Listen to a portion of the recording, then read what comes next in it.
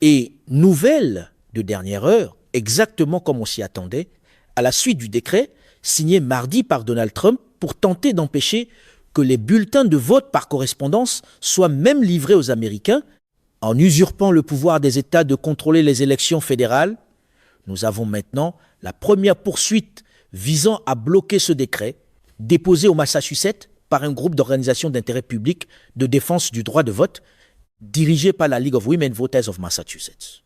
Parce qu'apparemment, dans l'univers trumpiste, la façon la plus rapide de protéger la démocratie, c'est d'éloigner les bulletins des électeurs.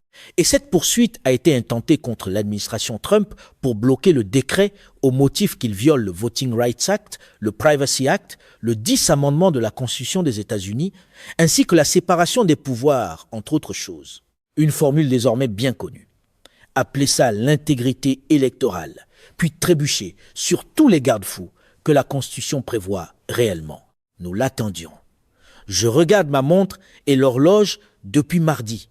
Mardi, Donald Trump a signé un décret dans lequel il a déclaré, comme l'indique cette plainte, qu'il y aurait en pratique un régime fédéral de filtrage entre l'électeur et l'urne en demandant au Department of Homeland Security d'aller chercher des dossiers et des données auprès de la Social Security Administration au sujet de la citoyenneté et du vote. Même si ces deux choses ne vont pas ensemble, puis d'utiliser le service postal comme une sorte de Gestapo pour empêcher que des bulletins soient livrés aux gens. Rien ne dit mieux gouvernement limité que de construire un labyrinthe d'agences fédérales entre un citoyen et sa boîte aux lettres. Si vous pensez que cela viole l'article 1 de la Constitution, sur la question de savoir qui contrôle les élections fédérales, les États ou encore le 10 amendement qui confère aux États le pouvoir sur tout ce qui n'est pas attribué par la Constitution au gouvernement fédéral, vous avez raison. Il s'avère que crier droit des États fonctionne beaucoup moins bien quand on est justement occupé à les piétiner.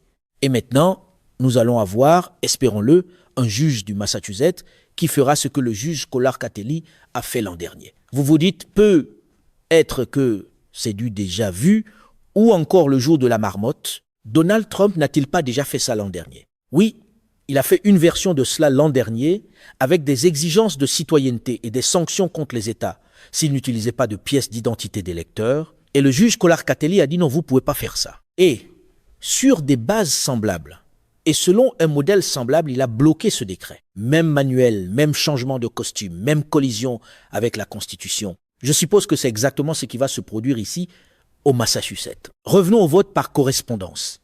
Tout le monde est très préoccupé par le vote par correspondance et avec raison. Il y a eu beaucoup de discussions là-dessus au cours de la dernière semaine environ. Il y a eu une plaidoirie devant la Cour suprême des États-Unis il y a à peine une semaine et cela semble de mauvais augure pour le vote par correspondance sur l'aspect suivant. La Cour suprême va probablement, du moins les 6 juges MAGA de la Cour suprême, conclure que les périodes de grâce ou les prolongations de délai permettant au service postal de livrer un bulletin, à condition que le bulletin soit marqué et oblitéré au plus tard le jour du scrutin, que ces périodes prolongées 3 jours, 5 jours, 10 jours, pendant lesquels votre bulletin peut encore être compté, sont d'une manière ou d'une autre inconstitutionnelles ou contraire à une loi. Parce que dans cette version du droit électoral, l'électeur peut tout faire correctement et perdre quand même face à la vitesse d'un trajet postal. Donc maintenant, il faudra vous assurer non seulement d'obtenir votre bulletin, de vous inscrire pour votre bulletin, de traverser tous ces décrets, de marquer votre bulletin, de choisir pour qui vous voulez voter, de l'oblitérer au plus tard le jour du scrutin. Il devra probablement être livré au plus tard le jour du scrutin. C'était il y a 2 semaines. Nous n'avons pas encore reçu la décision. Mais je pense que c'est ce qui s'en vient d'ici juin, quand le mandat de la Cour suprême sera terminé.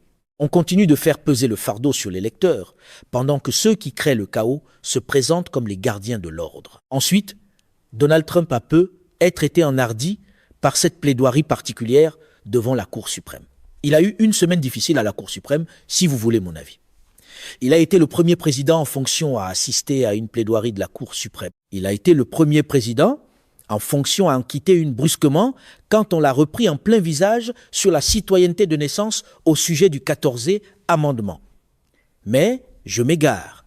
Semaine difficile pour un mouvement qui adore les institutions fortes, jusqu'au moment où ces institutions osent lui répondre. À partir de là, Donald Trump est retourné dans le bureau ovale, son petit espace sécuritaire, sa petite salle de panique, Et il a signé un décret parce qu'il est probablement bloqué de façon permanente au Sénat sur le SAVE Act. Les démocrates le bloquent par filibuster, ce qui vous obligerait à montrer vos papiers de citoyenneté, à apporter votre passeport, votre certificat de naissance, à faire venir votre arrière-grand-mère pour attester de votre citoyenneté avant de voter. Ça va s'effondrer, bloqué par les démocrates. Quand le projet de loi cale, le plan de rechange semble être du théâtre politique au stylo présidentiel. Donald Trump voulait signer quelque chose pour tenir sa promesse de tripoter les élections. Au moins, l'étiquette du produit devient enfin honnête. Il en était très fier et a essentiellement dit que c'était énorme, qu'il ne savait pas comment on pouvait contester cela, que quelqu'un allait probablement le contester, que peut-être on trouverait un juge dévoyé, qu'il y a beaucoup de juges dévoyés, de très mauvaises personnes, de très mauvais juges, mais que c'était la seule façon dont cela pourrait être changé. Il a dit qu'il espérait qu'il gagnerait en appel si c'était contesté, mais qu'il ne voit pas comment qui que ce soit pourrait le contester. Il ne voit pas comment on pourrait le contester. Puis, il a enveloppé tout cela dans le langage de l'intégrité électorale, en disant que nous voulons un vote honnête dans notre pays, parce que si vous n'avez pas de vote honnête, vous ne pouvez pas vraiment avoir une nation. Le scénario est toujours le même. Se présenter comme le défenseur de l'équité, puis traiter toute objection juridique comme une insulte personnelle. Permettez-moi maintenant de donner un contexte historique. Lorsque les États-Unis se sont constitués et que les grands États et les petits États se sont réunis, ils craignaient un gouvernement fédéral tellement puissant qu'il aurait ressemblé à une monarchie. La façon dont ils ont trouvé un compromis pour rédiger la Constitution, réunir les États et apaiser les craintes de grands États comme la Virginie, New York et la Caroline du Nord, a été de dire, très bien, pour les élections fédérales, pour la Chambre, le Sénat, la présidence, ce sont les États qui s'en occupent. Le gouvernement fédéral ne gérera pas ses propres élections. Une séparation des pouvoirs, si vous voulez, un système d'équilibre, si vous voulez. Et tous les États ont dit « Hurrah », puis ils ont rejoint l'Union. Bon, c'était ma petite capsule de 2 minutes, façon Schoolhouse Rock. Et donc, les États ont ce pouvoir. Et tout ce qui n'est pas attribué au gouvernement fédéral dans la Constitution est réservé aux États par le 10 amendement. Nous parlons beaucoup du Dix amendement sous cette administration parce qu'il viole constamment la souveraineté des États, les droits des États, ce qui est étrange pour des républicains, mais c'est ce qu'ils font. Pour des gens qui n'arrêtent jamais d'invoquer la Constitution, ils semblent remarquablement impatients dès que certains passages leur disent non. Alors, nous avons reçu ce nouveau dépôt. Et ce qu'ils soutiennent, c'est qu'ils ont besoin d'une injonction et d'un jugement déclaratoire de ce juge fédéral au Massachusetts. Il n'a pas encore été désigné, mais il le sera. Et que le décret de Donald Trump, dont vous venez de l'entendre parler, est ultra vire, viole le Voting Rights Act, le Privacy Act, parce qu'ils utilisent des données de la Social Security que vous n'avez jamais autorisé qui que ce soit à consulter à des fins électorales, ainsi que le 10 amendement dont nous venons de parler. Il devient plus difficile de vendre le « faites-nous confiance » quand le plan exige de fouiller dans des données privées pour résoudre une urgence inventée de toutes pièces. Permettez-moi de lire le début de la plainte à partir de la page 2. Cette affaire conteste une affirmation extraordinaire et abusive du pouvoir exécutif sur l'administration des élections fédérales. La Constitution des États-Unis attribue l'autorité sur les élections fédérales aux États et au Congrès, pas au président. Pourtant, le 31 mars, dans un décret, il a imposé unilatéralement des changements radicaux aux procédures électorales.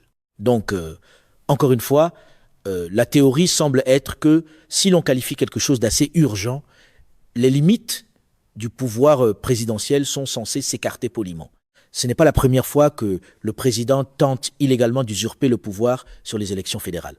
Il a fait la même chose en 2025 et cela a été jugé inconstitutionnel. C'est aussi le cas ici. Ce décret vise la transmission et la réception des bulletins de vote par correspondance, cherchant à prendre le contrôle des lois électorales des États et à les supplanter par décret. Il ordonne à des agences fédérales de développer des mécanismes fédéraux peu fiables de vérification de la citoyenneté, apparemment à la va-vite. Un peu comme un truc à la Elon Musk. Il voulait cette grande base de données unique pour mettre toutes nos informations au même endroit. Qu'est-ce qui pourrait mal tourner? Avis aux pirates. Quand le plan ressemble à de la bureaucratie improvisée au rythme des réseaux sociaux, ce n'est généralement pas très rassurant. Et puis il y a les United States Postal Service. Dieu les bénisse. Mais est-ce vraiment ce service que vous voulez voir chargé de contrôler qui reçoit un bulletin de créer sa propre liste d'électeurs autorisés à voter par la poste et de considérer certains bulletins comme non admissibles à la livraison. En pratique, soit dit en passant, vous pouvez aller chercher votre bulletin de vote par correspondance, mais j'imagine qu'il faudra le transporter vous-même et éviter le service postal. Le message semble être: faites moins confiance au système postal, mais donnez-lui plus de pouvoir, et appelez ensuite ça de la logique. Ils passent ensuite à la Constitution. Ils expliquent que tout cela est ultra vires. Ultra vires, c'est un terme latin qui signifie au-delà du pouvoir, irrégulier. Il n'existe aucun texte explicite dans les dispositions constitutionnelles ni dans les lois du gouvernement, du Congrès qui autorise cela. En langage clair, l'autorité n'a jamais existé, mais le niveau d'assurance, lui, ne manquait pas. Et donc, cela va maintenant être soumis à ce juge fédéral. Nous allons nous retrouver dans un contexte d'injonction d'urgence, ce qui signifie que nous parlerons d'une ordonnance restrictive temporaire qui pourrait être mise en place, je pense, d'ici lundi ou mardi, peut être plus tôt. Mais peut être que cela ira à lundi ou mardi parce que nous ne sommes pas encore en période d'envoi des bulletins. Donc oui, il y a une urgence, mais cela n'a pas besoin de se régler dans l'heure qui suit. Il pourrait donc établir un calendrier de procédure, une fois le juge désigné, réunir tout le monde la semaine prochaine pour une audience préliminaire, une audience temporaire, puis rendre une décision. Et si Trump n'aime pas cela, ce sera le chasse. Il fera appel en urgence devant la First Circuit qui siège à Boston, au Massachusetts. Et s'il n'aime pas le résultat là-bas, il tentera de lancer une sorte de grenade dans la Cour suprême des États-Unis pour voir si elle va encore intervenir dans le vote par correspondance et conclure qu'il a le pouvoir de faire cela.